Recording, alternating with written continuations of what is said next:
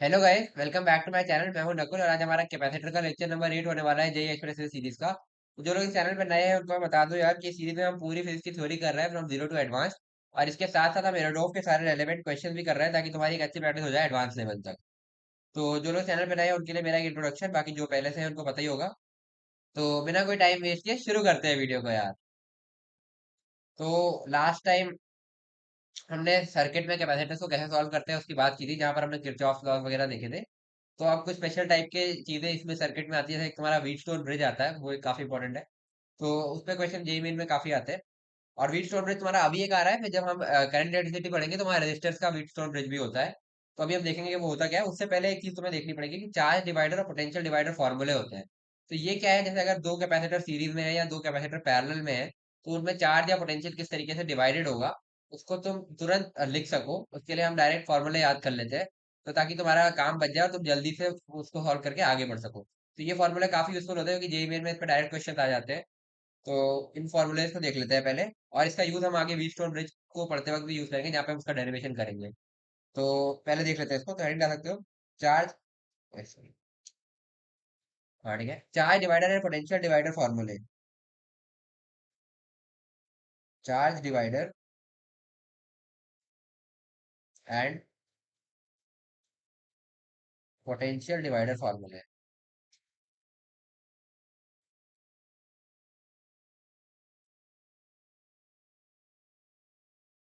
तो ये क्या है, इनको अब हम देखने वाले हैं।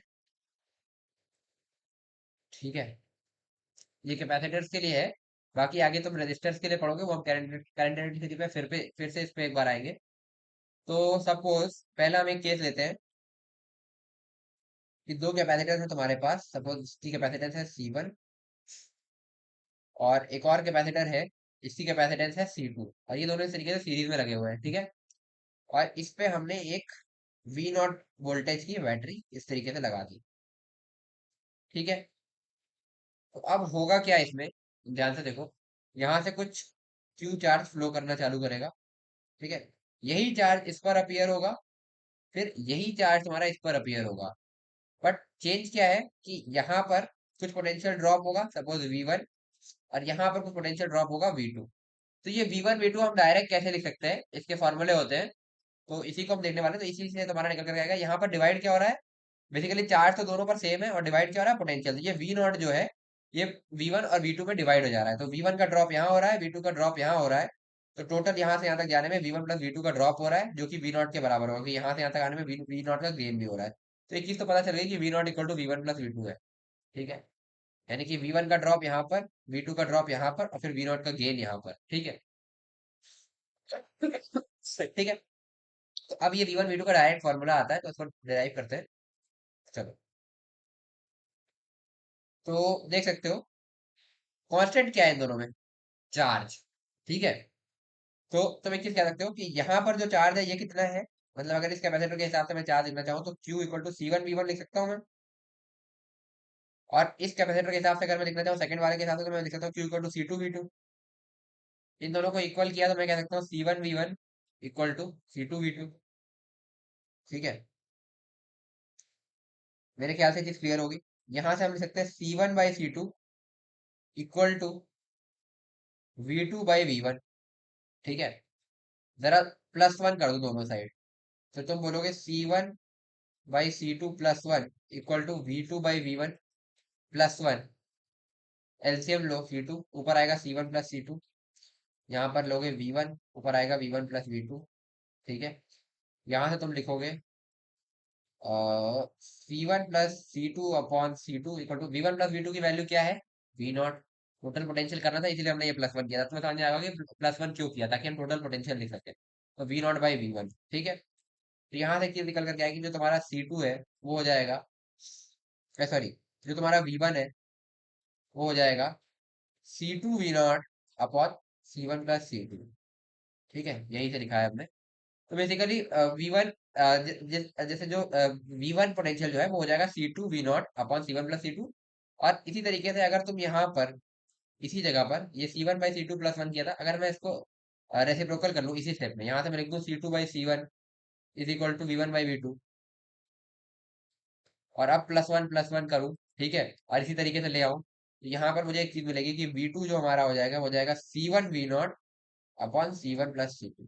ठीक है, तो एक चीज समझ में आई, अगर C2 ज्यादा है तो V1 ज्यादा है, ठीक है, अगर ये ज्यादा है तो ये मतलब ये कम है ना, अगर C2 ज्यादा है तो ये ज्यादा है, ठीक है, यहाँ पर पोटेंशियल ड्रॉप ज्यादा है, और अगर C1 ज्यादा है तो यहाँ पर पोटेंशियल ड्रॉप ज्यादा है, तो इस तरीके से तुम हर उस पर पोटेंशियल ड्रॉप लिख सकते हो, ये हो गया V1 और ये हो गया V2। तो सीधे सीधे ये फॉर्मूला तुम याद कर सकते हो, V1 तुम्हारा क्या हो गया, C2 V0 upon C1 + C2। ठीक है, V0 जो कि है तुम्हारा टोटल पोटेंशियल डिफरेंस जो इसके अक्रॉस तुम्हें दिख रहा है, ठीक है, ये रहा।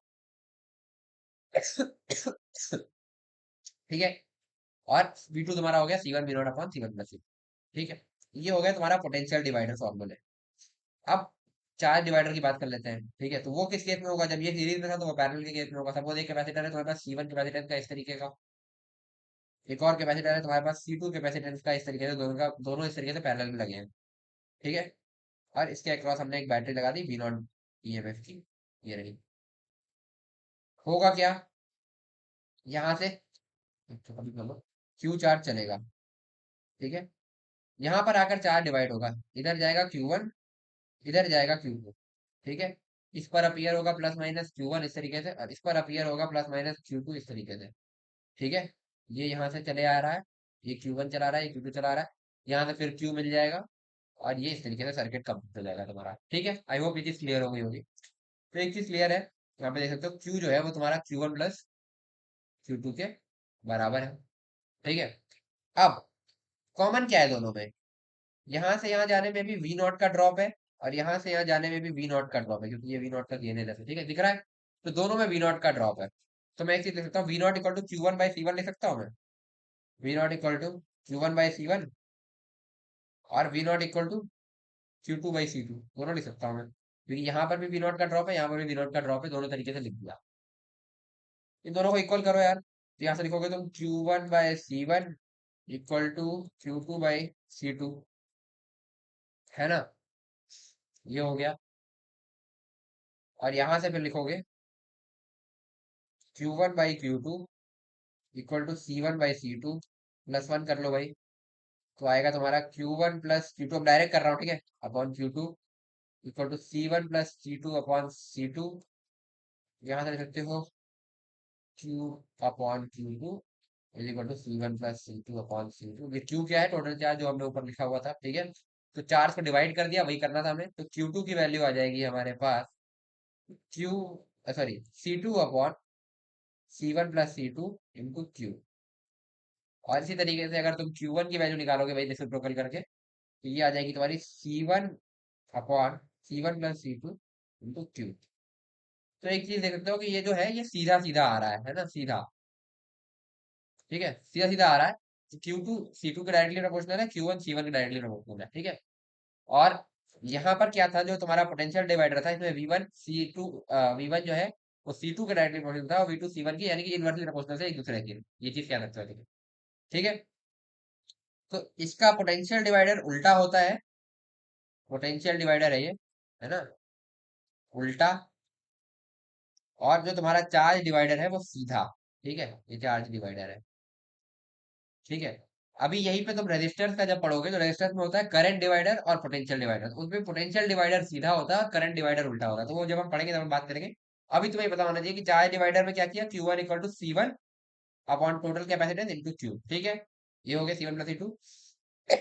और यहाँ पर पोटेंशियल में क्या किया, उल्टा कर दिया, V1 है तो C2 हो गया अपॉन C1 + C2 × V1, ठीक है।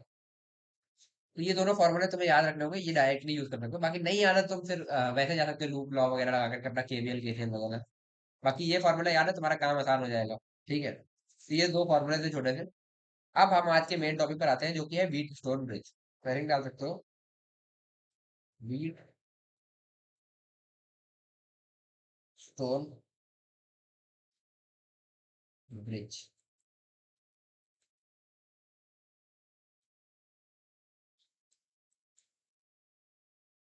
तो व्हीट स्टोन ब्रिज होता क्या है, ठीक है, ये कुछ इस तरह की कॉन्फ़िगरेशन होती है, चलो मैं बना के दिखाता हूँ।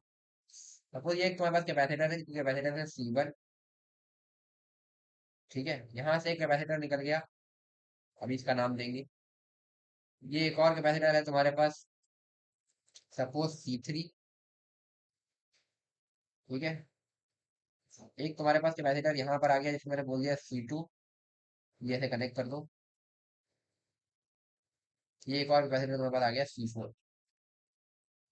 और अब इसका कुछ नाम दे देता हूँ मैं, सपोज इसको मैं बोलता हूँ C बोल देता हूँ, चलो ठीक है। C, तो या C5 बोलता हूँ, चलो ठीक है, इस तरीके से। ये एक पूरा कॉन्फ़िगरेशन है। ठीक है। इसी कॉन्फ़िगरेशन को हम बोलते हैं व्हीट स्टोन ब्रिज। ठीक है। क्योंकि बीच में एक ब्रिजिंग कैपेसिटर तुम्हें दिख रहा होगा। सपोज इसको हमने कनेक्ट कर दिया एक V0 EMF की बैटरी में। तो अब तुमसे बोल रहा है कि क्या कंडीशन हो कि यहाँ पर जीरो चार्ज फ्लो करे। मतलब अगर यहाँ से Q1 चार्ज आ रहा है, यहाँ से Q2 चार्ज जा रहा है, तो ये पूरा का पूरा Q1 यहाँ चला जाए। ठीक है। और ये पूरा का Q2 यहाँ चला जाए, और यहाँ पर जीरो चार्ज फ्लो हो। इसके लिए क्या कंडीशन हो, यही तुम्हारे व्हीटस्टोन ब्रिज की कंडीशन होती है। बैलेंस व्हीटस्टोन ब्रिज हम उसे बोलते हैं। ठीक है। तो बैलेंस व्हीटस्टोन ब्रिज की कंडीशन क्या है? ठीक है। अगर हम बोल रहे हैं कि हमें इस नोड में कोई चार्ज नहीं चाहिए, ठीक है, वही तभी बैलेंस होगा ये। तो हम इसको सीधे सीधे काट देंगे, है ना। उसके बाद ये सीधे, ये दोनों सीरीज में, ये दोनों सीरीज में, और फिर ये पूरा का पूरा पैरेलल में। तुम इसको इजीली सॉल्व कर लोगे। ठीक है, इसको हटाना है। तो उसके लिए हम कह रहे हैं, अगर यहाँ पर चार्ज ना हो तो हम ये बोल सकते हैं कि जो यहाँ एक, अगर इस पॉइंट को मैं P बोल दूं, इस पॉइंट को मैं Q बोल दूं, तो Vp माइनस VQ तुम्हारा जीरो होना चाहिए। क्योंकि चार्ज फ्लो के लिए रिस्पॉन्सिबल कौन है? Potential difference. अगर पोटेंशियल डिफरेंस जीरो हो गया तो तुम्हारा बात बन जाएगी। तो मैं बोल सकता हूँ Vp VQ के बराबर हो जाए। ठीक है। समझ में आई बात? अच्छा, अब एक चीज देखो, ये V0 है, यहाँ पर भी V0 है, यहाँ पर भी V0 है। अभी के लिए मैंने चलो मान लिया कि ये नहीं है, ठीक है, नहीं है। तो अगर मैं इस पूरे लूप को देखूं ऐसे, ठीक है, मतलब बेसिकली मैं यहाँ से चल रहा हूँ, यहाँ से फिर इस वाले पे आया, और ऐसे कंप्लीट कर दिया। ठीक है। तो ये वही पोटेंशियल डिवाइडर वाला सेटअप नहीं बना? देखो ऊपर V0 की बैटरी C1 C2, वही चीज बना है। ठीक है। बस यहाँ पे Q1 चार्ज अपीयर हो रहा है इन दोनों पे। ठीक है। ये हो गया। तो मैं क्या V1 और V3 लिख सकता हूँ? अगर यहाँ से यहाँ तक का ड्रॉप है V1, यहाँ से यहाँ तक का ड्रॉप है V3, तो अगर मैं V1 लिखना चाहूँ, तो क्या ये C1 और C3 एक साथ में है? एक काम करता हूँ ना, थोड़ा सा नाम मैं चेंज कर रहा हूँ ताकि अच्छा हो जाए। अच्छा चलो ठीक है, ऐसे रहता हूँ। ठीक है। तो V1 अगर मैं लिखना चाह रहा हूँ, ठीक है, तो वो हो जाएगा अपना, इसके उल्टा होता है पोटेंशियल डिवाइडर। तो यानी कि हम कितना C3 लेंगे ऊपर, C3 upon total capacitance C1 plus C3 into V0। क्या मैं ऐसा बोल सकता हूँ? ऐसे ही मैं V3 लिखता हूँ तो हो जाएगा तुम्हारा C1 upon C1 plus C3 into V0। ठीक है। अब चलो इसको भूल जाओ, अब मैं बोल रहा हूँ यहाँ से चलो, ऐसे चलो, ऐसे चलो, और फिर ये वाले लूप को कंप्लीट करते हुए आ जाओ। ठीक है। तो फिर वही पोटेंशियल डिवाइडर वाला सेटअप बना C2 C4 के साथ में। तो यहाँ पर अगर पोटेंशियल ड्रॉप मैं बोलता हूँ V2 का है, और यहाँ पर V4 का है, तो मैं V2 और V4 अब लिखने जा रहा हूँ नीचे। तो V2 हो जाएगा तुम्हारा C4 अपॉन, कौन कौन से थे? C2 और C4 से साथ में, याद रखो। तुमने तो बनाया होगा फिगर, तो तुम्हारी बुक में दिख रहा होगा, अब मैं यहाँ पर स्क्रीन पर एक साथ नहीं दे सकता। ये हो गया। और तुम्हारा V4 हो जाएगा C2 upon C2 plus C4 into V0। ठीक है।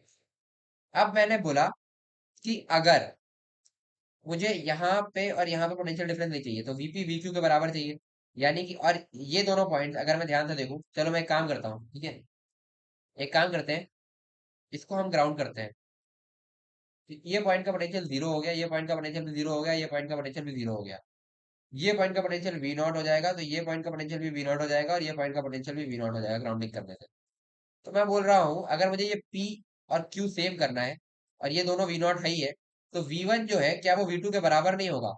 अगर V1 V2 के बराबर होगा, क्योंकि सपोज अगर ये 10 वोल्ट था, ये 10 वोल्ट था, और ये 0 वोल्ट है, ये 0 वोल्ट है, तो यहाँ से 10 का ड्रॉप है, तो यहाँ से भी 10 का ड्रॉप होना चाहिए। यानी कि V1 V2 के बराबर होना चाहिए, तभी तुम्हारा Vp VQ के बराबर होगा। ठीक है, क्योंकि ये दोनों सेम पोटेंशियल पर है। फिर से बता रहा हूँ, ये दोनों सेम पोटेंशियल पर है, और ये दोनों को सेम पोटेंशियल पे करना है, तो जितना इस कैपेसिटर के अक्रॉस ड्रॉप होगा, वो वही इस कैपेसिटर के अक्रॉस भी ड्रॉप होगा। तो मैं क्या कहता हूँ, V1 V2 के बराबर होगा। ठीक है, तो यहाँ से मैं सीधे लिख रहा हूँ, V1 जो है तुम्हारा V2 के बराबर होना चाहिए। बैलेंस के लिए, ठीक है। अपन बैलेंस की कंडीशन लिख रहे हैं, यानी कि VP equal to V Q के लिए, ठीक है। तो वी वन वी टू के बराबर अगर मैं करूंगा तो मैं लिखूंगा C one V naught upon C one plus C three, one V naught upon C one plus C three is equal to V two क्या है, C four V naught upon C two plus C four, C four V naught upon C two plus C four, ठीक है। V naught cancel out, यहाँ से लिखा C one by C four is equal to C two plus C four, sorry, C C one plus C three upon C two plus C four,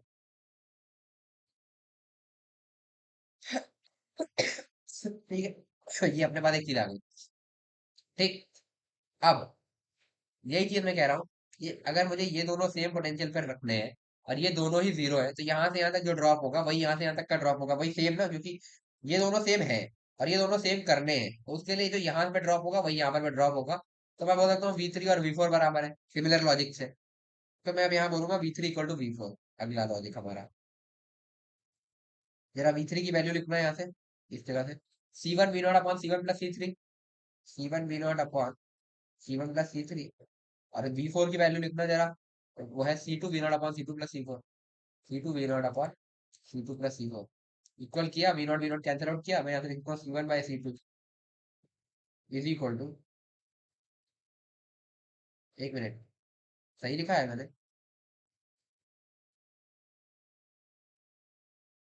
पहले मैंने we one we to बराबर किया, मैं we three we four बराबर कर रहा हूँ, ठीक है।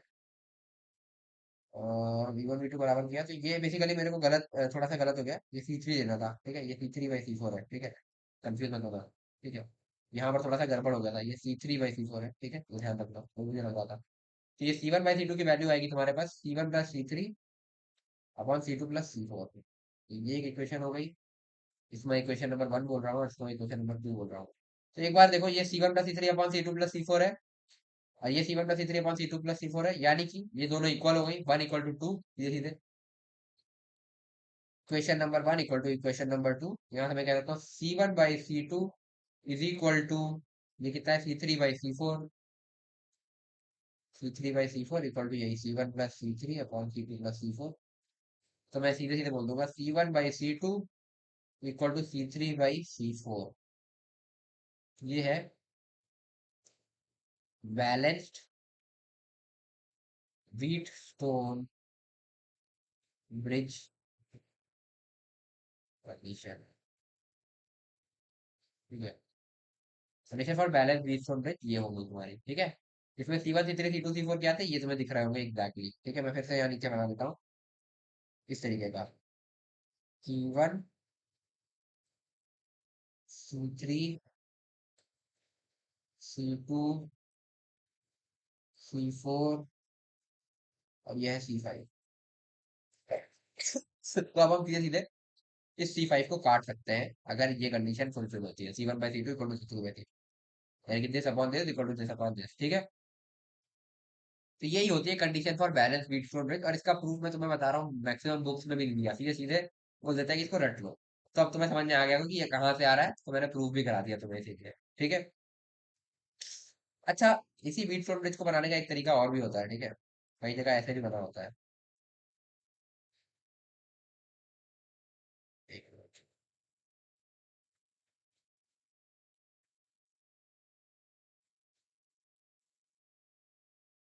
एक मिनट।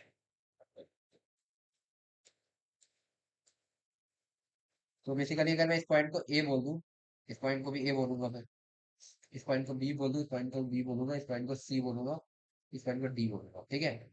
ए से सी के बीच में एक कैपेसिटर, ए से डी के बीच में कैपेसिटर, और सी से डी के बीच में भी एक कैपेसिटर, ठीक है, इस तरीके से। तो इसका एक और तरीका होता है बनाने का, तो वो भी हम देख लेते हैं। बाकी ये तुम्हें समझ में आ गया होगा कि कहाँ से आया, एक बार फिर से पूरा देख लो, ठीक है। ये हमने पहले पोटेंशियल डिवाइडर से लिखा है, ठीक है, और फिर उसके आगे फिर हमने इस तरीके से वी वन वी टू को बराबर किया है, और फिर उसके आगे हमने ये किया, ठीक है। क्वेश्चन भी था, एक मिनट, एक सेकंड।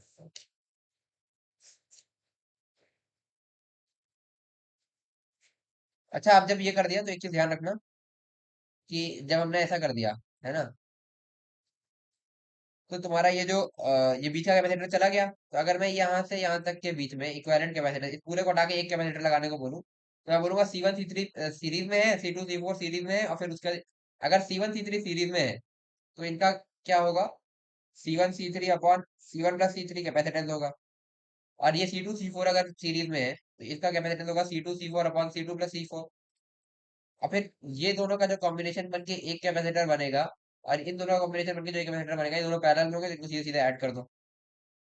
इसको ऐड कर दोगे, ये हो जाएगा तुम्हारा equivalent capacitance for a Wheatstone bridge. ठीक है, ये भी याद रख सकते हो।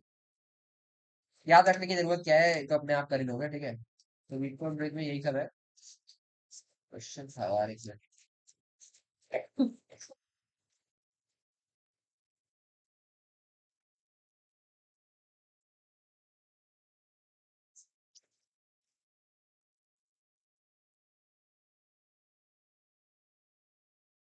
अच्छा, ये व्हीटस्टोन ब्रिज बनाने का एक और तरीका होता है, ये भी देख लो पहले। ये पॉइंट ए है, ठीक है।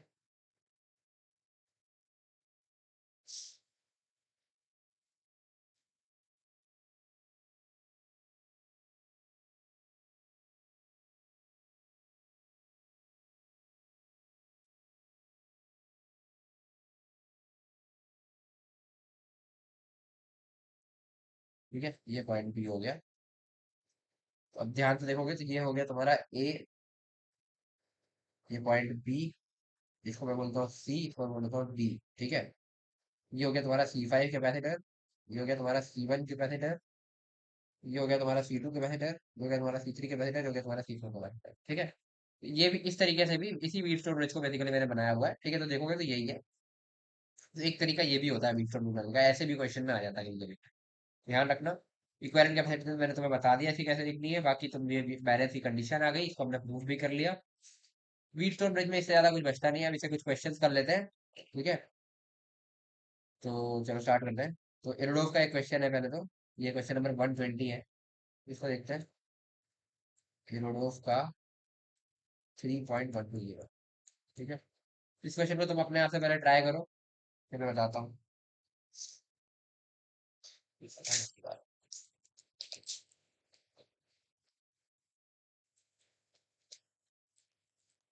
तो चलो देखते हैं क्वेश्चन को। इसे बोल रहा है फाइव ए माइनस फाइव बी बताना है। तो इस पॉइंट और इस पॉइंट के बीच का पोटेंशियल डिफरेंस बताना है। ठीक है, और ये जीरो कब होगा ये बताना है। एक काम करते हैं, इसमें ग्राउंडिंग कर लेते हैं अगर नहीं करी है तो। ठीक है, ये जीरो तो ये जीरो हो गया, ये भी जीरो हो गया, और ये ई हो गया क्योंकि यहाँ से यहाँ तक ई का गेन हुआ है। ये भी ई हो गया और ये भी ई हो गया। आई थिंक यहाँ तक कोई डाउट नहीं होगा। ठीक है, आगे बढ़ते हैं, है ना। चलो, वैसे ये करने की जरूरत थी नहीं, चलो मैंने कर दिया, कोई नहीं। तो सपोज यहाँ से यहाँ तक कुछ ड्रॉप हुआ होगा, सपोज इसको मैं बोलता हूँ V2 का ड्रॉप हुआ है, और यहाँ से यहाँ तक तुम्हारा V1 का ड्रॉप हुआ है, यहाँ से यहाँ तक तुम्हारा V4 का ड्रॉप हुआ है, और यहाँ से यहाँ तक V3 का ड्रॉप हुआ है। अब मैं ये सारी वैल्यूज लिख सकता हूँ। ठीक है, चलो मैं V2 लिखता हूँ सबसे पहले। तो V2 हो जाएगा तुम्हारा उसी तरीके से जैसे ये लूप बनाओ, इस लूप के हिसाब से देखो। तो तुम्हारा V2 हो जाएगा C1 V0 C1 E, basically total E है, अपॉन C1 + C2। ठीक है, ऐसे इसकी जरूरत नहीं है, ग्राउंडिंग वाला हटा देना। ठीक है, मैंने ऐसे ही कर दिया था, इसके बिना भी हो जाएगा। ठीक है, ये हो गया C1E upon C1 + C2। V1 को लिखोगे C2E upon C1 + C2। V4 को लिखोगे C3E अपॉन C3 + C4। और V3 लिखोगे C4E अपॉन C3 + C4 है। समझ आया पोटेंशियल डिवाइडर फार्मूले का इंपॉर्टेंस। ठीक है, तो VA माइनस VB लिखना है अपने को। ठीक है, मैं एक काम करता हूँ ना, अगर मैं यहाँ से ऐसे चल के ऐसे चल के ऐसे चल के आ जाऊं तो मेरा काम बन जाएगा। तो मैं बोलूंगा VA से मैंने आगे बढ़ा तो यहाँ पे V1 का ड्रॉप हुआ, मैं क्या बोलूंगा VA, फिर V1 का ड्रॉप हुआ, फिर V3 का गेन हुआ क्योंकि हम यहाँ से उल्टा चल रहा है, तो VB, हम VB पहुंच गए, plus V3 equal to VB पहुंच गए। ठीक है, तो अब लिखते हैं VA की वैल्यू। ठीक है, VA माइनस VB तुम्हारा हो जाएगा कितना, क्या ये V1 माइनस V3 नहीं हो जाएगा, इसी को रीअरेंज किया है। V1 की वैल्यू लिखो C2E upon C1 + C2, C2E upon C1 + C2। V3 की वैल्यू लिखो C4E अपॉन C3 + C4। ठीक है, एलसीएम लोगे C1 + C2, into C3 + C4। ई कॉमन हो जाएगा, अंदर बचेगा तुम्हारा C2 के साथ मल्टीप्लाई करोगे, लिखोगे C2C3 + C2C4 minus C4C1 minus C2C4। ठीक है, ये बनेगा, ये कैंसिल आउट हो जाएगा। अंदर बचेगा तुम्हारे पास ई इंटू में C2C3 minus C4C1 upon C1 + C2 into C3 + C4। ये हो जाएगा तुम्हारा VA - VB का वैल्यू। सिंपल। 3 लाइन में आंसर आ गया यार, कुछ नहीं करना, ये फॉर्मूले पता होने चाहिए बस। अच्छा, हम ऐसे गए, तुम ऐसे भी जा सकते हो, ऐसे भी तुम्हारा होमवर्क है, ऐसे ट्राई करना कि यहाँ से यहाँ गए, फिर यहाँ गए और फिर यहाँ गए, ऐसे भी जा सकते हो। तो यहाँ से यहाँ तक का तुम्हारा V2 का गेन होगा, यहाँ से इसमें V2 का गेन और फिर यहाँ से यहाँ तक V4 का लॉस। ठीक है, तो ये भी कर सकते हो। अच्छा, तो उससे भी आंसर आ जाएगा, तो उससे तुम ट्राई करना। यही आंसर है तुम्हारा। तो आगे बढ़ते हैं। ये अगला क्वेश्चन, इसे बोल रहा है potential difference φA - φB between A and B point of the circuit show. ठीक है, ट्राई करो इसको खुद से। तो आओ देखते हैं इस क्वेश्चन को। तो एक काम करता हूँ, मैं इसमें यहाँ पे ग्राउंडिंग कर लेता हूँ। ठीक है, इसको मैंने कर दिया जीरो। जीरो किया तो ये -E1 हो जाएगा, और यहाँ से E2 का गेन हो चुका है तो ये E2 हो जाएगा। ये भी -E1 हो जाएगा, तो यहाँ से E2 हो जाएगा। ठीक है, इसका पोटेंशियल मैंने बोल दिया VA। तो हमें क्या पूछ रहा है, φA - φB। तो क्या आप φA - φB तुम्हारा VA - 0, यानी कि VA के बराबर मैं कह सकता हूँ, क्योंकि मैंने ग्राउंडिंग कर दी है, इसको जीरो कर दिया। ठीक है, कहीं पर एक ग्राउंडिंग हम कर सकते हैं। क्लियर।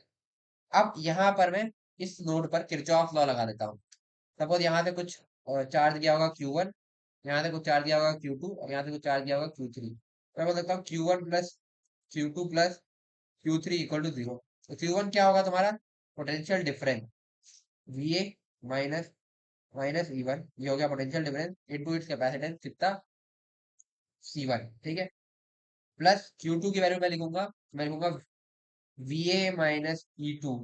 ठीक है, into capacitance C2, plus Q3 की वैल्यू मैं लिखूंगा, हो जाएगी VA - 0 इंटू C3, और इसको मैं कह दूंगा 0 के बराबर। बस सॉल्व कर दो अब। तो यहाँ से मैं बोल सकता हूँ, सही लिखा है ना, हाँ ठीक है। C1 VA plus C1 E1 plus C2 VA minus C2 E2 plus C3 VA is equal to 0। VA common लेंगे, अंदर आएगा अपने पास C1 + C2 + C3, यहाँ से और यहाँ से, और इन दोनों को उधर ले जाते हैं बचे हुए टर्म को, तो मैं लिखूंगा C2 E2 minus C1 E1। ठीक है, तो VA की वैल्यू हो जाएगी C2 E2 minus C1 E1 upon C1 + C2 + C3। यही क्या, हमें यही चाहिए था। हमारा आंसर भी यही है, φA - φB के बराबर यही है। यही तुम्हारी वैल्यू हो जाएगी φA - φB की आंसर। तो देखा, ग्राउंडिंग करके कितना आसान हो जाता है। तुम एक बार इन सारे क्वेश्चन को बिना ग्राउंडिंग करके करने की कोशिश करना, किरचॉफ का लूप लगा के बहुत टाइम लगेगा। फिर तुम ही कहोगे भाई ग्राउंडिंग बेस्ट मेथड है। ठीक है, तो मैं तो सारे ग्राउंडिंग से बता रहा हूँ कि मैं ग्राउंडिंग से ही करता हूँ दोनों ही। आगे बढ़ते हैं, अगला क्वेश्चन। ये भी तुम्हारा इरोडोफ का क्वेश्चन है। अच्छा हाँ, ये पिछला वाला भी इरोडोफ का था, मैं बताना भूल गया। ये इरोडोफ का 3.124 था। ठीक है, अगला क्वेश्चन, ये सब इरोडोफ के क्वेश्चन है, देखो एकदम एक एक दो दो लाइन में होते जा रहे हैं। ठीक है, ये अगला क्वेश्चन इरोडोफ का थर्ड चैप्टर का 117 क्वेश्चन। ठीक है, इसको ट्राई करो खुद से, बहुत ही इजी क्वेश्चन है। हाँ,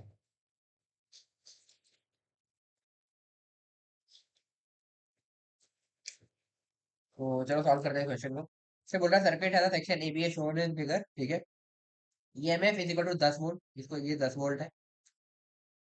एंड कैपेसिटर इसकी 1 माइक्रो फैराड है, इसकी 2 माइक्रो फैराड है। ठीक है, और φA - φB जो है तुम्हारा 5 वोल्ट के बराबर है। तो मैं इसको अगर 0 वोल्ट बोल दूं, ये तुम्हारा 5 वोल्ट के बराबर है।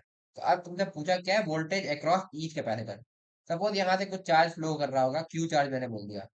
ठीक है, इस पर भी वही अपीयर होगा क्यू, और इस पर भी प्लस माइनस क्यू अपीयर होगा। ठीक है, यहाँ तक क्लियर। थोड़ा डार्क कलर यूज करना चाहिए था मेरे को यार। चलो कोई नहीं, कौन सा कलर यूज करूँ, रेड कर दूँ, मैंने इसको रेड कर देता हूँ। प्लस माइनस क्यू, ये क्यू था। ठीक है, इस तरीके से। अब बस कुछ नहीं, यहाँ पे वोल्टेज ड्रॉप देखते हैं। इसका पोटेंशियल है 5, तो मैं दूंगा 5। फिर इसके अक्रॉस जो वोल्टेज ड्रॉप हुआ वो होगा तुम्हारा क्यू बाई सी के हिसाब से, मैंने लिखता हूँ Q/C1, यानी कि Q/1। फिर यहाँ से यहाँ तक 10 का गेन हुआ, 10। फिर यहाँ से यहाँ तक कुछ ड्रॉप होगा, वो कितना होगा Q/C2, यानी कि Q/C2 की वैल्यू है तुम्हारी 2। ठीक है। चार्ज जो आएगा वो माइक्रो कूलम में आएगा, वो कैपेसिटेंस माइक्रो फैरेड में है। ठीक है, आई थिंक इसमें कोई दिक्कत नहीं। इज इक्वल टू 0, तो यहाँ पर आया तो इसका पोटेंशियल 0, बस इससे क्यू की वैल्यू निकालो भाई। यहाँ से लिखोगे 5 + 10 15, 15 इक्वल टू Q+Q/2, ये हो जाएगा 3Q/2, इस तरफ आ जाएगा। कैंसिल आउट करोगे, यहाँ से तुम्हारी क्यू की वैल्यू आएगी 15 × 2 30/3, यानी कि 10 माइक्रो कूलम। जैसे ही क्यू की वैल्यू 10 माइक्रो कूलम आ गई, find the voltage across each capacitor बोला था। तो V1 जो है तुम्हारा वो Q/C1 हो जाएगा, यानी कि 10/1, यानी कि 10 वोल्ट आ जाएगा। यहाँ से यहाँ तक 10 वोल्ट का ड्रॉप हुआ। ठीक है, ये दिख रहा है ना, 10 वोल्ट। V2 तुम्हारा Q/C2 के बराबर होगा, यानी 10/2, यानी 5 वोल्ट के बराबर हो जाएगा ये भी ड्रॉप ही है, दिख ही रहा होगा। ये भी प्लस में, ये तो फिगर में दिखा दिया। तो बस यही तुम्हारा आंसर हो गया। 2 मिनट का भी नहीं था क्वेश्चन। आगे बढ़ते हैं। ये भी तुम्हारा रूडोल्फ का क्वेश्चन है, तो यहाँ पे लिख दो। अच्छा, अगर किसी को डाउट हो कि ये क्वेश्चन इतने इजी है तो ये रूडोल्फ के है कि नहीं, तुम जाके खुद से चेक भी कर सकते हो बुक से। ठीक है, इसीलिए मैं क्वेश्चन नंबर भी साथ साथ मेंशन कर रहा हूँ कि कहाँ पे क्या है। तो ये थर्ड चैप्टर का 118 नंबर क्वेश्चन। ठीक है, इतने आसान है यार रूडोल्फ के क्वेश्चन, अगर ढंग से पढ़ा है तो। और ये भी रूडोल्फ का ही है, 119 इसी क्वेश्चन का पार्ट है ये। तो एक साथ ही ले लिया था मैंने। ठीक है, चलो, तो इसको सॉल्व करते हैं। वैसे इसको ट्राई करो पॉज करके, मेरे ख्याल से तुमसे हो जाना चाहिए, बहुत ईजी है। फिर उसका मैं बताता हूँ।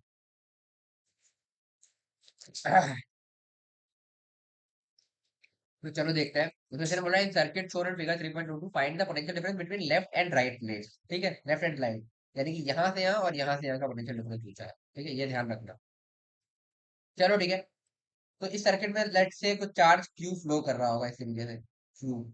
यहाँ पर मैंने बोल दिया इस तरीके से प्लस माइनस क्यू अपीयर हो गया, इस तरीके से। और यहाँ पर ऐसे प्लस माइनस क्यू अपीयर हो गया। ठीक है, अब इस पे जरा किरचॉफ लॉ लगा के देख लेते हैं। हम बोलेंगे, यहाँ से मैं चलता हूँ, मैं बोलूंगा -E1 -Q/C1 +E2 -Q/C2 is equal to 0। ठीक है, तो अब मैं इसको अगर सॉल्व करूं तो मैं उधर ले जाता हूँ इसमें से, Q/C1 +Q/C2 is equal to E2 -E1, ऐसा लिख सकता हूँ। तो अब मैं Q के साथ एलसीएम लूंगा, अगर अंदर Q कॉमन लेके C1 C2 एलसीएम हो गया, ऊपर आएगा C1 + C2 is equal to E2 -E1। ठीक है, तो Q की वैल्यू आई E2 -E1 into C1 C2 upon C1 + C2। ये तुम्हारे इस क्वेश्चन का आंसर भी है 120 का, चार्ज ऑन ईच कैपेसिटर। ठीक है, ये दिख रहा है क्यू की वैल्यू। अब लेफ्ट और राइट प्लेट के बीच का यहाँ पर क्या होगा, V1 लिखूंगा मैं Q/C1 हो जाएगा। तो ये हो जाएगा E2 -E1 upon C1 + C2। और ये C1 C2 अपॉन C1 करूंगा, तो ये दोनों C1 हटा दे रहा हूँ, सीधे C2 से मल्टीप्लाई कर दे रहा हूँ, तो यही तुम्हारा आंसर हो जाएगा। ठीक है, अब इस C2 को डिवाइड करना हो तो जो बुक में आंसर दिया है वो इस तरीके से दिया है, E2 -E1 upon 1 + C 1/C। ठीक है, यही हो जाएगा, दोनों ऊपर नीचे C2 से डिवाइड कर दिया है। ठीक है, इस तरीके से। ये हो गया तुम्हारा V1। और हायर पे कौन है तुम्हारा, क्या कहते हैं, बेसिकली लेफ्ट माइनस राइट पूछा था ना तुमसे, लेफ्ट एंड राइट प्लेस, तो लेफ्ट माइनस राइट यही है। ठीक है, अब सेकंड वाले की बात करते हैं, V2। ये हो जाएगा Q/C2 के बराबर। Q क्या है तुम्हारा, वही E2 -E1 upon C1 + C2 into C1 C2 upon C2। C2 cut जाएगा, ये आएगा। बट ये जो आया है ये है तुम्हारा right minus left, right minus left है ये, जो ऊपर आया है तुम्हारा ये। क्यों? क्योंकि हम ऐसे जा रहे थे ना, तो इधर से इधर ड्रॉप हो रहा है। ये राइट माइनस लेफ्ट है, प्लस माइनस। ठीक है, तो लेफ्ट माइनस राइट लिखना हो तो वो लिख सकते हो। लेफ्ट माइनस राइट जो होगा हो जाएगा माइनस ऑफ यही वाली value E2 minus E1 into C1 upon C1 plus C2। तो इसको हम ले सकते हैं E1 माइनस E2 और ऊपर नीचे C1 से डिवाइड किया तो 1 प्लस C2 बाई C1। तो इस फॉर्म में तुम्हारे बुक में आंसर दिया है। ये हो गया, बेसिकली किरचॉफ लॉ लगाना था और कुछ नहीं था। तो यही है। तो इतने इजी होते हैं यार इसके क्वेश्चन, अगर सही से समझ में आ गया है तो किरचॉफ लॉ वगैरह। तो आज के लिए इतना ही रखते हैं, हमने रोडोफ के 5-6 क्वेश्चन भी कर लिया आज, और व्हीटस्टोन ब्रिज तुमने समझ ही लिया।